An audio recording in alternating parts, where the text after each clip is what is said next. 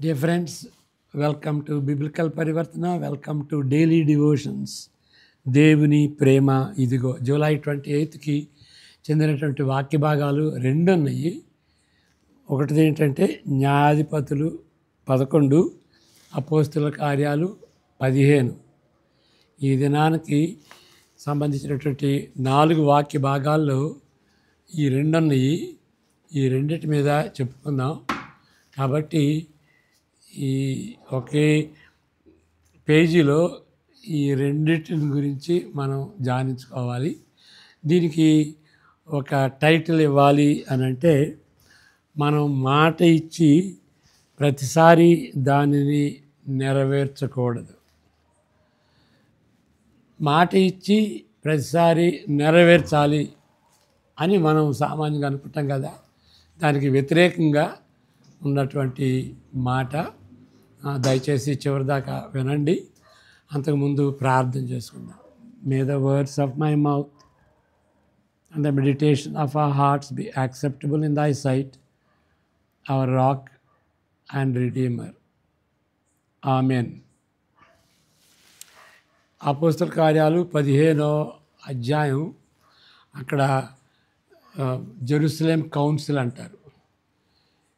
అన్యుల మధ్య పనిచేసినప్పుడు అనేక మంది యేసు ప్రభుని విశ్వసించారు.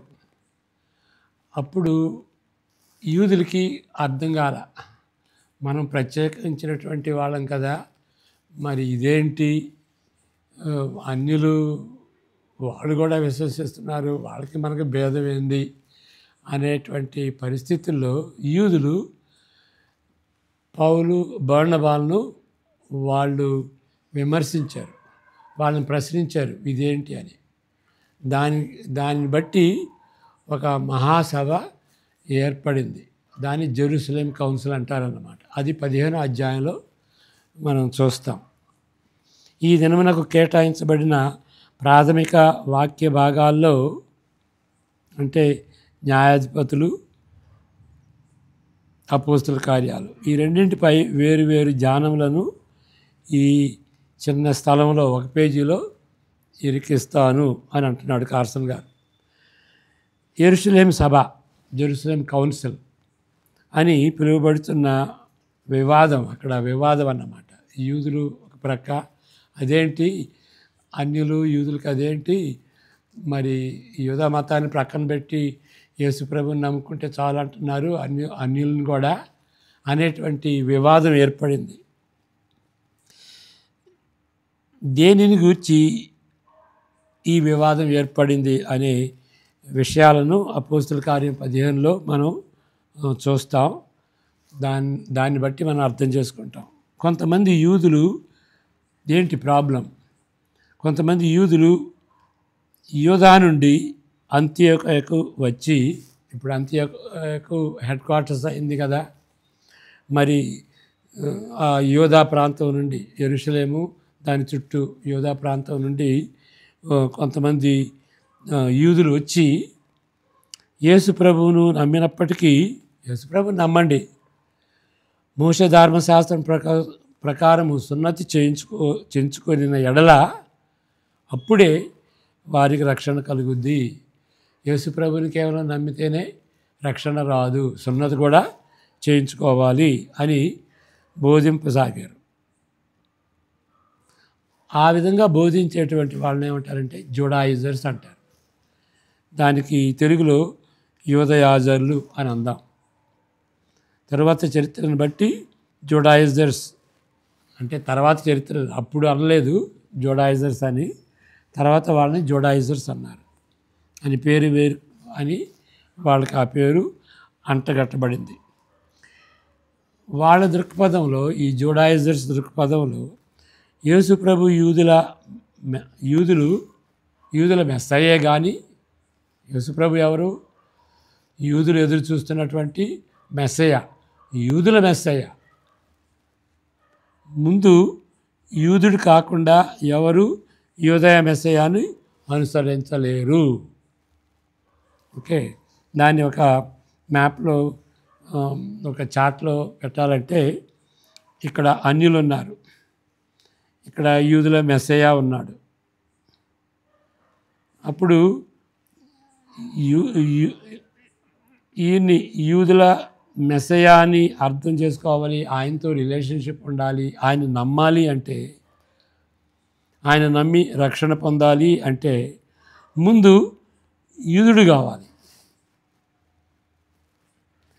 అయితే మరి అపోస్తలులు ఏమంటారంటే అది అవసరం లేదు, యూదులు కాకుండానే అన్యులే వచ్చారు కదా, అన్యుల్ని కూడా దేవుడు అంగీకరించాడు, వాళ్ళు యేసుప్రభుని నమ్మారు, పరిశుద్ధాత్మ దేవుడు వాళ్ళ మీదకి వచ్చింది. కాబట్టి యేసుప్రభుని నమ్మిన దాన్ని బట్టే వాళ్ళు మెస్సయ్య నమ్మారు. కాబట్టి మెస్సయ్య అంటే యూదుల మెస్సయ్య కాదు, అందరికీ మెస్సయ్య, యూదుడు కానవసరం లేదు అని డైరెక్ట్గా యేసుప్రభు ఉంటే చాలు, యూదుడు కానవసరం లేదని వీళ్ళు అపోస్తలులు పౌలు బర్నబాలు చెప్పారు. దాని సంగతి మనం చెప్పుకుంటున్నాం. యూదులు కావాలి అని చెప్పేటువంటి వాళ్ళని జోడాయిజర్స్ అంటారు, యజులు. వీరి దృక్పథంలో అది ముందు యూదులు కావాలి, యూదులు కాకుండా అంటే సున్నతి చేయించుకోవటం అంటే యూదుడే, యూదులు కాకుండా ఆ యూదుల మెస్సయ్యని నువ్వు తెలుసుకోవటం, నువ్వు గ్రహించుకోవటం, నువ్వు రక్షణ పొందటం అసంభవం అని వాళ్ళు చెప్తున్నారు. సున్నతి లేని అన్యులు క్రైస్తవ సంఘంలోనికి జలప్రవాహం వలె ఎక్కువ మంది వస్తున్నారు. వచ్చినందుకు కొంతమంది నిస్సందేహంగా కొంతమంది యూదులు భయపడ్డారు. యూదుల గుర్తింపు పలచబడింది, ఎందుకంటే ఎక్కువ మంది అన్యులు అవుతున్నారు చర్చ్ సంఘంలో. యూదుల గుర్తింపు పలచబడి గుర్తింపును కోల్పోయే ప్రమాదంలో అక్కడ ఉన్నది. అయితే ఈ జనులందరూ సున్నతి ద్వారా యూదులుగా మారిన ఎడల ఆ ప్రమాదం తొలగిపోద్ది. వాళ్ళే యూదులు అయితే ఇంకేంటి, ఇక మన గుర్తింపు పోదు, ఉంటుంది అని వాళ్ళు తలంచారన్నమాట. అయినప్పటికీ ఇది యూదుల గుర్తింపు కంటే మించిన సమస్య ఉన్నది. అది ఏంటంటే ఓల్డ్ టెస్టిమెంట్కి న్యూ టెస్టిమెంట్కి, పాత నిబంధనకి క్రొత్త నిబంధనకి ఉన్నటువంటి రిలేషన్షిప్, ఆ యొక్క ఏ విధంగా బైబిల్ని ఓల్డ్ టెస్టిమెంట్ న్యూ టెస్టిమెంట్ ఏ విధంగా పొందుగూర్చబడింది అనేది చాలా ముఖ్యమైనటువంటి సమస్య. అంటే వాళ్ళ గుర్తింపు కంటే ఇది ముఖ్యమైనటువంటి సమస్య.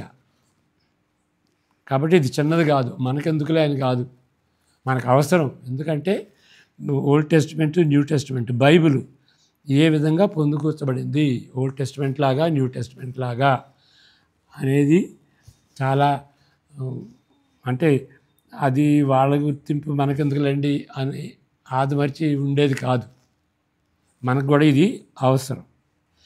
ఈ జోడాయిజర్స్ మోషే ధర్మశాస్త్రమును యేసుప్రభు కంటే గొప్పదిగా హెచ్చించారు. అది ప్రాబ్లం. ధర్మశాస్త్రం కంటే యేసుప్రభు తక్కువ. మోషే ధర్మశాస్త్రమును అంటే ఇక ఆహార నియమాలు, సున్నతి, దేవాలయ ఆచారంతో అన్నిటితో అతి శ్రద్ధతో అనుసరించితేనే తప్ప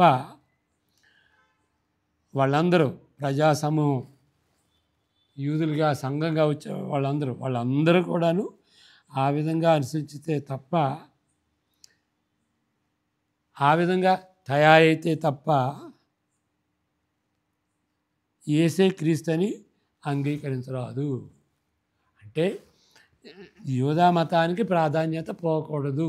యేసుప్రభుని అంగీకరించు, కానీ దానికి ప్రాధాన్యత ఇచ్చినంత వరకు నువ్వు యేసుప్రభు రక్షకుడని, యేసుప్రభుని నువ్వు అంగీకరించు, మెస్సయ్యని. అంతేగాని యూదా మతాన్ని ప్రక్కన పెట్టకూడదు, దానికి దెబ్బ తగలకూడదు. అలాంటి పరిస్థితుల్లోనే యేసు క్రీస్తుని నమ్మాలి. యేసు క్రీస్తుని అంటే యేసు మెస్సయ్య అని నమ్మాలి. మెస్సయ్య అంటే హెబ్రీ, క్రీస్తు అని అంటే గ్రీకు. ఆ, క్రీస్తు అని అంటే అభిషేకింపబడినటువంటి వాడు. దేవుడు ఆయన్ని పరిశుద్ధాత్మతో అభిషేకించాడు అనేటువంటి అర్థం. క్రిజనింగ్ అంటారు కదా, క్రీస్తు నుంచి వచ్చింది క్రిజనింగ్. కొన్ని డినామినేషనల్ చర్చెస్లో క్రిజనింగ్ చేస్తారు బేబీని, కొంతమంది బాప్తిస్మం అంటారు, దాన్ని క్రిజనింగ్ అంటారు అన్నమాట. అదే అర్థం. అంటే అభిషేకింపబడినటువంటి వాడు అనేటువంటి అర్థం మెస్సయ్య కూడా ఉన్నది. అది హెబ్రీ, ఇది గ్రీక్, అంతే. దీనికి విరుద్ధంగా సంఘ నాయకులు అపోస్తలులు ఏం చెబుతున్నారు అంటే వాళ్ళు వేరే దిశను సూచిస్తున్నారు. జోడాయిజర్స్ ఒక ప్రక్క చూస్తుంటే మరి వీళ్ళు వేరే ప్రక్క చూపిస్తున్నారు, వేరే దిశకి, వేరే డైరెక్షన్కి వాళ్ళు చూపిస్తున్నారు. అది ఏంటి అని అంటే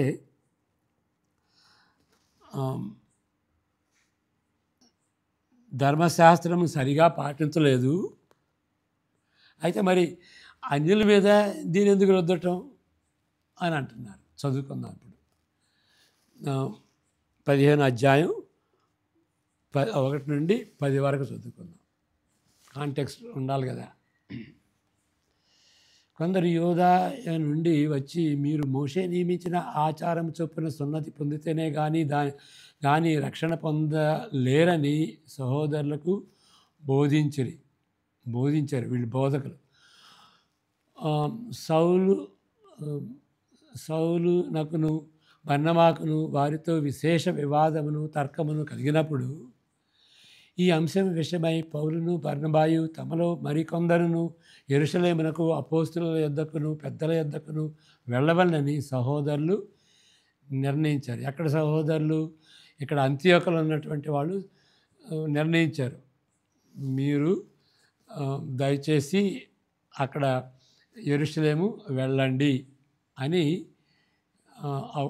అపోస్తలుల యొద్దకు వెళ్ళండి, మిగిలిన అపోస్తలుల యొద్దకు వెళ్ళండి అంటే అసలైన శిష్యులు అయినటువంటి 12 మంది అపోస్తలుగా ఎట్లా అయ్యారు? వాళ్ళు యెరూషలేములో ఉన్నారు కదా, వాళ్ళ దగ్గరికి వెళ్ళండి, ఈ సమస్యను తీర్చుకోండి అని.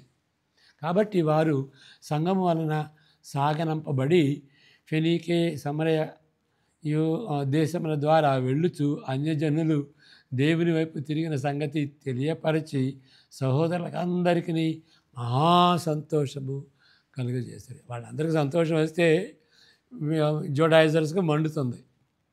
వారు యెరూషలేమునకు రాగా సంఘపు వారును అపోస్తలులను పెద్దలను వారిని చేర్చుకొనిది. దేవుడు తమకు తోడయుండి చేసినవన్నీ వారు వివరించిరి. పరిసయ్యుల తెగలో విశ్వాసులైన కొందరు లేచి, పరిసయ్యుల తెగలో అన్ని జనులకు సున్నతి చేయింపవలనని మోషే ధర్మశాస్త్రమును గైకొనుడని వారికి ఆజ్ఞాపింపవలనని చెప్పిరి. అప్పుడు అపోస్తలులను పెద్దలను ఈ సంగతిని గురించి ఆలోచించుటకు కూడి వచ్చిరి. అదే మహాసభ. బహుతర్కము జరిగిన తరువాత పేతురు లేచి వారితో ఇట్లనెను, సహోదరులారా, ఆరంభమందు అన్యజనులు నా నోట సువార్త వాక్యము విని విశ్వసించులాగా మీలో నన్ను ఏర్పరచుకొనేనని మీకు తెలియను. ఆరంభమందు కొర్నేలియా ఇంట్లో కదా. మరియు హృదయములను ఎరిగిన దేవుడు మనకు అనుగ్రహించినట్టుగానే వారికిని పరిశుద్ధాత్మను అనుగ్రహించి వారిని గూర్చి సాక్ష్యమిచ్చాను. ఆ విధంగా సాక్ష్యం ఇచ్చాడు. వారి హృదయములను విశ్వాసం వలన పవిత్రపరిచి మనకును వారికిని ఏ భేదము మైనను కనిపించలేదు.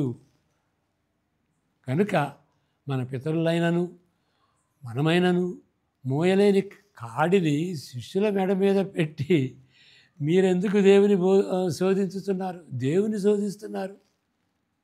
ప్రభు అయిన యేసుక్రీస్తు కృపచేత మనము రక్షణ పొందుమని నమ్ముతున్నాము కదా, అలాగే వారును రక్షణ పొందుదురు అనేను. అంతటా ఆ సమూహం అంతయు ఓరకుండి బర్నబాయు పౌలును తమ ద్వారా దేవుడు అన్ని జనుల్లో చేసిన సూచక్రియలను అద్భుతములను వివరించగా ఆలకించెను. వాళ్ళందరూ ఆలకించారు. వారు చాలిన తరువాత యాకోబు ఇట్లా నేను సహోదరులారా, అంటే చాలించిన తర్వాత యాకోబు అట్లా అన్నాడు అని అంటే దాని అర్థం ఏంటి? ఆయన చైర్మన్ అన్నమాట. ఈ యాకోబు ఎవరు? శిష్యుల యాకోబు కాదు, యేసు ప్రభు తమ్ముడు యాకోబు. ఆయన మారు మనసు పొందాడు. యేసు ప్రభు యొక్క మరణ పునరుద్ధానాలను బట్టి ఆ యాకోబు, యోధా వాళ్ళు యేసు ప్రభు తమ్ములైనప్పటికీ, అంతకుముందు అవిశ్వాసాలుగా ఉన్నప్పటికీ ఆయన తిరిగి లేచిన తర్వాత వాళ్ళు కూడా నమ్మి బిలీవర్స్ అయ్యారు. కాబట్టి వాళ్ళని గౌరవించారు. యాకోబుని గౌరవించి ఆయన్ని చైర్మన్గా చేసుకున్నారు. ఎక్కడ? యెరూషలేములో.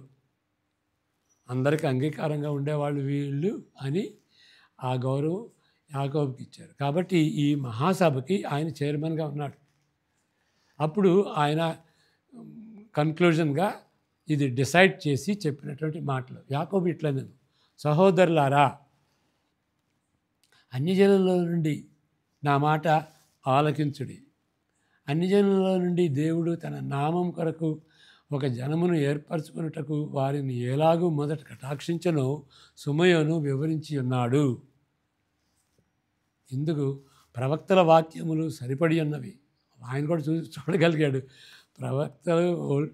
ప్రవక్తలు ప్రాత నిబంధనలు ఉన్నటువంటి ప్రవక్తలు అదే ఇది చెప్తున్నాయి. దానికి దీనికి సరిపోయింది. ఎట్లనగా, ఆ తరువాత నేను తిరిగి వచ్చేదను, మనుషులలో కడమవారును నా నామం ఎవరికి పెట్టబడినో ఆ సమస్తమైన అన్యజనులను ప్రభువును వెదకునట్లు పడిపోయిన దావీదు గుడారమును తిరిగి కట్టెదను, దాని పాడైన వాటిని తిరిగి కట్టి దానిని నిలవబెట్టదనని అనాది కాలము నుండి ఆ సంగతులను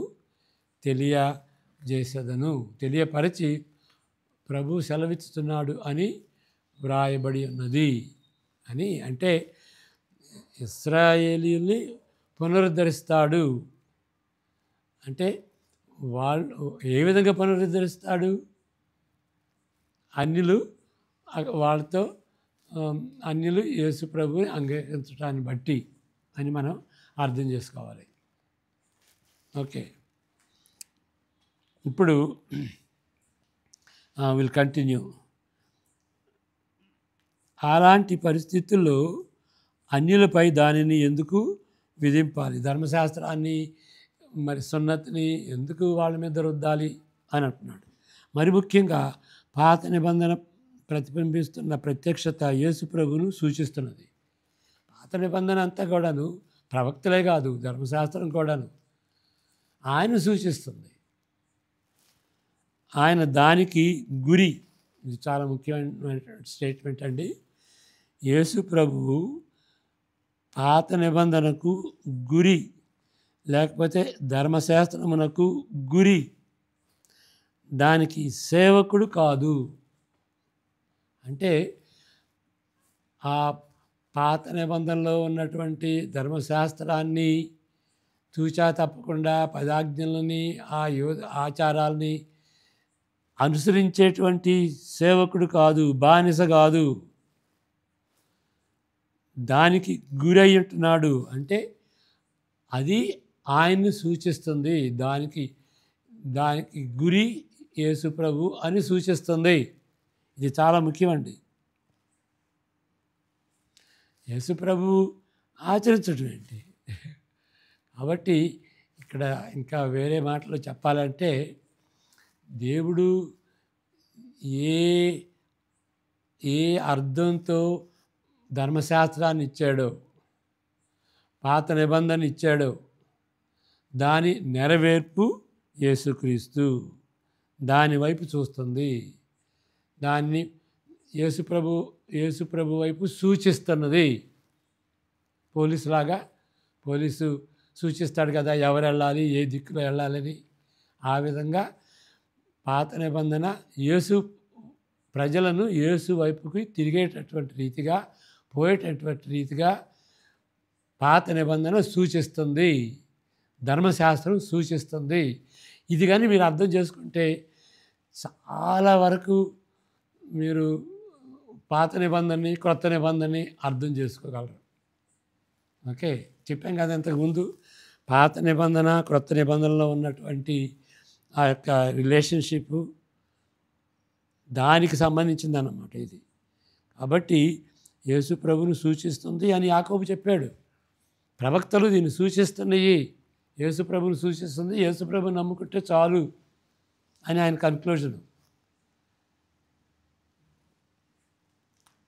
ఆయన దానికి పాత నిబంధనకి గురి,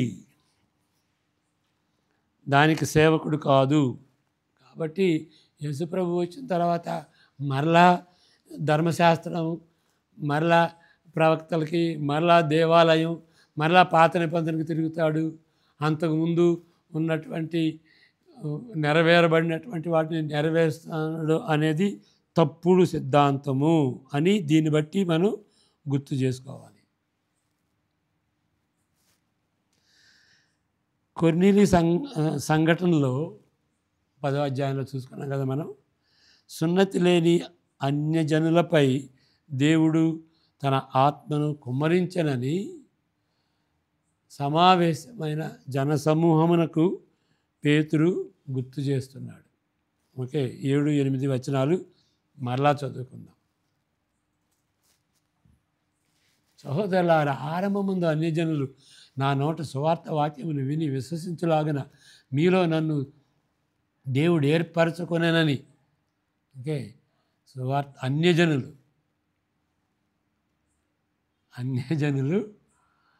ఓకే ఏర్పరచుకొనేనని మీకు తెలియను,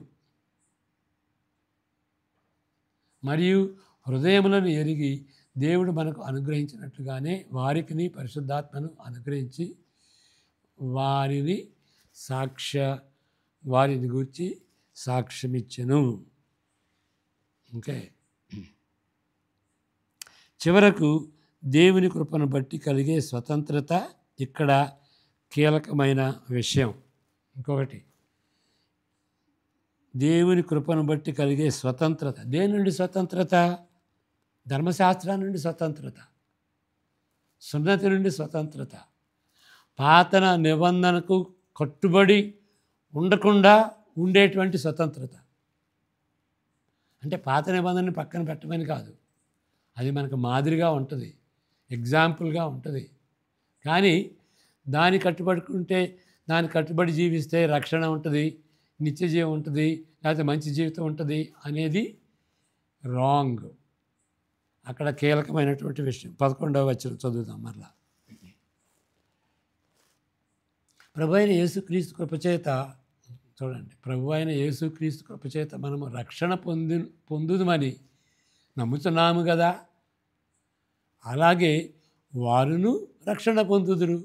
మనమే చెబుతున్నాం కదా, యూదులైనటువంటి మనమే చెబుతున్నాం కదా, యేసు ప్రభు కృపను బట్టి మనకు రక్షణ ఉందని. అలాగే వారును యేసు ప్రభుని బట్టి రక్షణ పొందుతారు.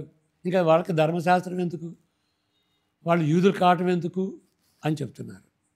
అది అపోస్తలులు చెప్తున్నటువంటి విధానం. ఇప్పుడు ఇక రెండవ విషయం. ఇప్పుడు ఇక్కడ ఏంటంటే ఇంతవరకు చెప్పుకున్నది దేవుని ఎరుగుటకు యేసుక్రీస్తు నందు నమ్మిక ఉంటే చాలు. ఇది చాలా దిస్ ఈజ్ ఇవాంజలికల్ స్టేట్మెంట్ అన్నమాట. ఎఫెసీ పౌలు కూడా అని చెప్తాడు, ఎఫెసీ 2:8-9. ఓకే, అది కంఠస్థం చేయాలని నా మనవి. ఓకే, ఎఫెసీ 2:8-9 చాలా కీలకమైనటువంటి విషయాలు. అదే యేసుక్రీస్తు నందు నమ్మిక ఉంటే చాలు. యేసుక్రీస్తు నందు నమ్మిక ఉండటం చాలంటే యేసుక్రీస్తు ఎవరు?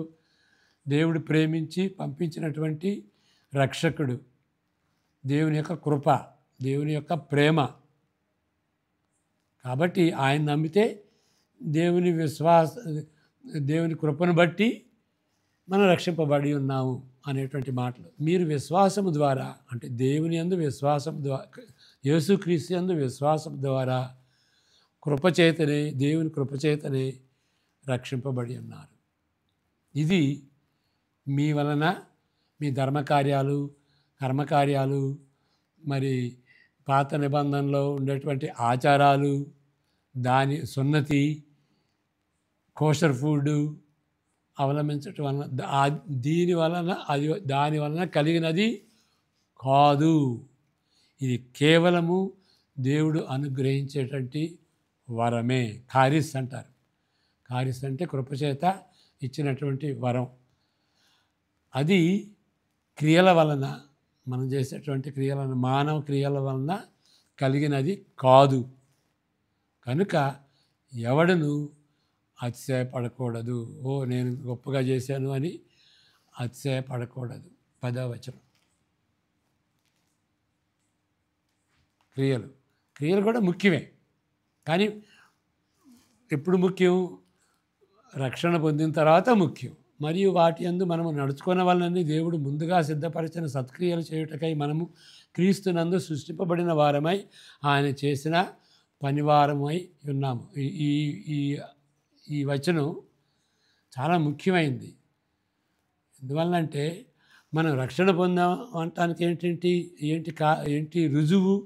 సత్క్రియలు, మారినటువంటి జీవితం. సత్క్రియలు అంటే మారినటువంటి జీవితం. మన తలంపులు, మన మాటలు, మన క్రియలు, మన ప్రతిక్రియలు అన్నీ మారిపోతాయి. అంతకుముందు ప్రజలను ద్వేషించినప్పుడు ఇప్పుడు ప్రజలని ప్రేమిస్తాం. ఓకే, దాన్నే ఏమంటారంటే పరివర్తన అంటాం. బిబ్లికల్ పరివర్తన అంటే అది. ముందు రక్షింపబడి తర్వాత సత్క్రియలు చేయటం. ఎందుకంటే మనం రక్షింపబడ్డాము అని అంటే మన డైరెక్షను, దేవునికి వ్యతిరేకంగా ఉన్నటువంటి డైరెక్షను, దేవునికి అనుకూలంగా దేవుని వైపు తిరుగుతాం. అది టర్నింగ్ పాయింట్. అది మారు మనసు. అదే దేవుని ఎరగటం, దేవుని ప్రేమించటం, ఆయన వైపు తిరుగుతాం. అక్కడ తిరిగి అక్కడే ఉన్నాం. సత్క్రియలు చేసుకుంటూ మన జీవితం అంతా పరివర్తన చెందటానికి మొదలవుతుంది. ఆ పరివర్తనలో ఎదగాలి. అందువల్లనే బిబ్లికల్ పరివర్తన అని చెప్పామన్నమాట. ఓకే, ఇప్పుడు ఇక 2వ వాక్య భాగం. అది ఏంటి అని అంటే న్యాయాధిపతులు 11వ ఒక న్యాయాధిపతి జెహోషాఫాత్. ఓకే, ఆయన మరి మంచి చేశాడో చెడు చేశాడో తర్వాత చెప్పుకుందాం. 11:30 నుండి 40 వరకు చదువుకుందాం. న్యాయాధిపతులు 11:30 నుండి 10. అప్పుడు యెఫ్తా, జెహోషాఫాత్ అంటే యెఫ్తా, యెహోవాకు మ్రొక్కుకొనెను. ఎట్లనగా, నీవు నా చేతికి అమోనీయులను నిశ్చయముగా అప్పగించిన ఎడల నేను అమోరీయుల యొద్ద నుండి క్షేమముగా తిరిగి వచ్చినప్పుడు నన్ను ఎదుర్కొనుటకు నా ఇంటి ద్వారము నుండి బయలుదేరి వచ్చినదేదో అనేది జంతువు అనుకున్నాడు. అది యెహోవాకు ప్రతిష్టమగును అని మాటిచ్చాడు. మరియు దహన బలిగా దాన్ని నర్పించదను అని మాటిచ్చాడు. అప్పుడు యెఫ్తా అమోనీయులతో యుద్ధము చేయుటకు వారి యొద్దకు సాగిపోయినప్పుడు యెహోవా అతని చేతికి వారిని అప్పగించను గనుక అతడు వారిని, అనగా అరోయేరు మొదలుకొని మిన్నీతుకు వచ్చే వరకు అబెల్కైరా మీము వరకును 20 పట్టణముల వారిని నిశ్శేషముగా హతము చేశాను. అట్లు అమోనీయులు ఇశ్రాయేలు ఎదుట నిలవకుండా అణచివేయబడిరి. తర్వాత 34వ వచనం. యెఫ్తా మిస్సాలో నున్న తన ఇంటికి వచ్చినప్పుడు అతని కుమార్తె తంబురలతోనూ నాట్యముతోనూ బయలుదేరి అతనిని ఎదుర్కొనెను. ఆమెగాక అతనికి మగ సంతానమే కానీ ఆడు సంతానమే కానీ లేదు. ఆమె ఒక్కగానొక్క కూతురు. కాబట్టి అతడు ఆమెను చూచి తన బట్టలను చింపుకొని, అయ్యో నా కుమారి, నీవు నన్ను బహుగా కృంగజేసితివి. నీవు నన్ను తల్లడింపచేయు వారిలో ఒకతివై ఉన్నావు. నేను యెహోవాకు మాట ఇచ్చి ఉన్నాను కనుక వెనుక తీయలేననగా ఆమె, నా తండ్రి యెహోవాకు మాట ఇచ్చితివా, నీ నోటి నుండి బయలుదేరిన మాట చొప్పున నాకు చేయము. యెహోవా నీ శత్రువులైన అమోనీయుల మీద పగదీర్చుకొని ఉన్నాడని అతనితో నేను. మరియు ఆమె, నా కొరకు చేయవలసినదేమనగా 2 నెలల వరకు నన్ను విడిపింపుము, నేనును నా చెలికత్తెలను పోయి కొండల మీద ఉండి నా కన్యాత్వమును గూర్చి ప్రలాపించదనని తండ్రితో చెప్పగా, అతడు పొమ్మని చెప్పి 2 నెలల వరకు ఆమెను పోనిచ్చాను గనుక ఆమె తన చెలికత్తెలతో కూడా పోయి కొండల మీద తన కన్యాత్వమును గూర్చి ప్రలాపించను. ఆ 2 నెలల అంతమున ఆమె తన తండ్రి యొద్దకు తిరిగి రాగా అతడు తాను మొక్కుకొనిన మొక్కుబడి చొప్పున ఆమెకు చేసెను. ఆమె పురుషుని ఎరుగలేదు. ప్రతి సంవత్సరమున ఇశ్రాయేలీయుల కుమార్తెలు 4 దినములు గిలాదు దేశస్థుడైన యెఫ్తా కుమార్తెను ప్రసిద్ధి చేయుట కద్దు. ఇప్పుడు ఏంటి దీని గురించి మనం నేర్చుకునేటువంటి విషయం ఏంటి? న్యాయాధిపతులు, ఇప్పుడు మనం చదువుకున్నటువంటి వాక్య భాగంలోని ఉదాహరణ ఒక వెలుగైన స్టార్ లాగా ఉంటుంది. ఆ ఉదాహరణ వెలుగైన స్టార్ లాగా ఉంటుంది. ఇలాంటి చెడు వాగ్దానము చేయకూడదు. ఆయన చేసినటువంటి వాగ్దానం చెడ్డది. ఎందుకంటే నువ్వు ఏది అడిగినా, ఏది బయటకు వచ్చినా కానీ నీకు అర్పిస్తాను, దహన బలిగా అర్పిస్తాను అని ఆలోచన లేకుండా చెప్పినటువంటి మాట. దానికి కట్టుబడి ఉండకూడదు. మాట ఇచ్చినా కానీ దానికి కట్టుబడి ఉండకూడదు. ఎందుకంటే అది చెడు వాగ్దానం, ఆలోచించకుండా ఇచ్చినటువంటి వాగ్దానం. ఒకరు చేసిన ప్రమాణాలను తప్పనిసరిగా పాటించవాలని బైబిల్ గట్టిగా చెబుతున్నప్పటికీ ఒక చెడు శబ్దమును చేసినప్పుడు దానిని పాటించకుండా దానిని చేసినందుకు పశ్చాత్తాపడాలి. ఓకే, దాన్ని పాటించకుండా చేయకుండా పశ్చాత్తాపడాలి. Sorry god, I did this అని పశ్చాత్తాపడాలి. నేను బుద్ధి తక్కువగా మాట ఇచ్చాను అని, అది బుద్ధి తక్కువ మాట అని, అది పాపమని తెలుసుకుని పశ్చాత్తాపడాలి. లేకపోతే ఏమవుతుంది? ఒక పాపానికి బదులు 2 పాపములు చేసినట్లే. ఒక పాపం ఏంటి? చెడు వాగ్దానం. రెండవ దాన్ని చెడు వాగ్దానాన్ని నెరవేర్చడం. అంతేకాక న్యాయపతుల కాలంలో ఇశ్రాయేలులో మతపరమైన మూర్ఖత్వంతో, నైతిక వెరితనంతో సుడిగుండంలోనికి దిగజారిపోతారనే దానికి ఇది మరొక రుజువు. ఇలాంటివి జరిగినాయి. న్యాయాధిపతుల కాలంలో ఇలాంటి వెరితనం, మూర్ఖత్వం జరిగింది. ఇది మూర్ఖత్వంలో భాగం. దేవుడికి మాట ఇచ్చాను కాబట్టి. అట్లాంటిది కొత్త నిబంధనలో ఒక ఎగ్జాంపుల్ ఉంది. అది మీకు తెలిసే ఉంటుంది. హేరోదు మహారాజు ఈ బర్త్డే సందర్భంలో ఆయన కుమార్తె నాట్యం వేసినప్పుడు ఆయన మాట ఇచ్చాడు. నీవు అంటే అందరూ ఉన్నారు, ఆయన భరవసా, ఆయన గొప్పతనం చూపించుకోవడం కోసమని, నువ్వు ఏదన్నా అడుగు నేను ఇచ్చేసేస్తాను, ఈ నా రాజ్యంలో సగం భాగమైనా అడిగినా కానీ నేను ఇచ్చేసేస్తాను అన్నాడు. ఆవిడ, ఆ అమ్మాయి తల్లి దగ్గరికి వెళ్ళి, మమ్మీ డాడీ ఇట్లా అంటున్నాడు, ఇది ఏం అడగాలి అని అంటే, ఈయన ఉన్నాడు కదా, మనకు వ్యతిరేకంగా ఉన్నటువంటి ఈ ప్రవక్తగా ఉన్నాడు కదా, ఈయన యోహాను, బాప్తిస్మిచ్చు యోహాను అంటారు కదా, ఆయన్ని ఇప్పుడు ఆయన్ని చంపాలి, నేను ఆయన యొక్క తలని చూడాలి, అది అడుగు. ఆయన కలవరపడ్డాడు. కలవరపడిన లాభమే ఉంది. బాప్తిస్మిచ్చు యోహాన్ని బిహెడ్ చేసేసి ఆ పళ్ళెంలో మరి ఆయన తలని తీసుకొచ్చి కూతురికి ఇచ్చాడు. అలాంటి శపథం చేయటం అది పాపం. అట్లా చేయకూడదు. చేసిన తర్వాత పశ్చాత్తాపడాలి కానీ దాన్ని నెరవేర్చకూడదు. కాబట్టి అలాంటి సందర్భాలు ఉంటాయి అన్నమాట. మనము మాట ఇచ్చి ఓకే, చెడ్డ మాట ఇచ్చి మాట ఇవ్వటం అంటే చెడుగా మాట ఇచ్చి దాన్ని నెరవేర్చాలి అని అనకూడదు. ప్రతిసారి అలాంటి చెడ్డ ప్రతిజ్ఞలు చెప్పకూడదు, వాటిని నెరవేర్చకూడదు. అప్పుడు డబుల్ సిన్ అయిపోద్ది అన్నమాట. ప్రార్థన చేసుకుందాం.